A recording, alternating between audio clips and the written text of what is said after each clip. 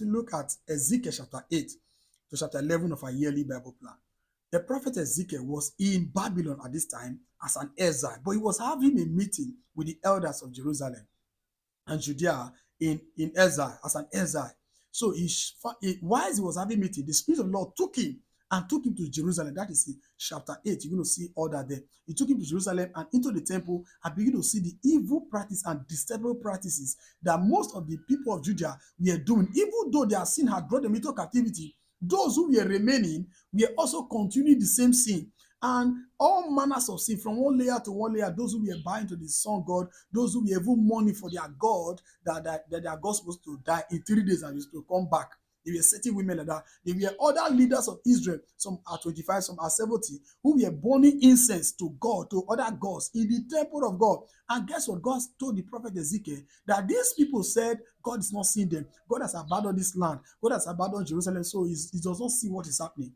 But God was revealing all this to the prophet Ezekiel, though he's in captivity, but God was telling him the evil that the remainees, or those who the remnant at home, were committing in his temple.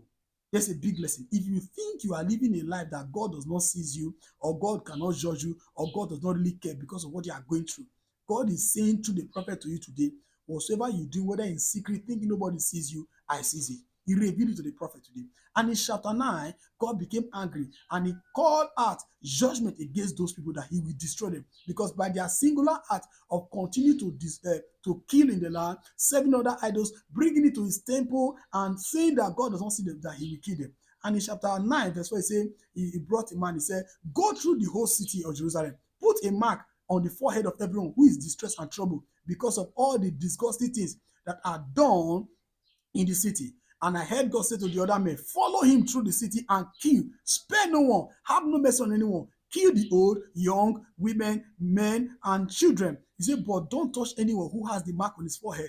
He says, start here on the temple. Have you not heard in the Bible that judgment of God will start in the temple? He says, start here in the temple because the elders of Israel were doing this evil. So the mark on them was a mark of separation. Who will receive those marks? Those who were pained with the evil people were doing in the land, killing and oppressing. That means if you live in a society where evil is thriving and where oppression goes on and you don't say anything about it and you feel numb, you don't care because it doesn't concern you, you don't even know that this is against the will of God and you didn't speak against it, God said there will be no mark on you. Those who rebel that evil and say, no, this is not the will of God, God separated them by a mark. And those who refuse, whether they are young or old, irrespective of their class, God said they will be killed. Judgment will fall upon you irrespective of your rank if you don't refuse to change. God bless you as you heed to God's word today and stay in light in Jesus' name.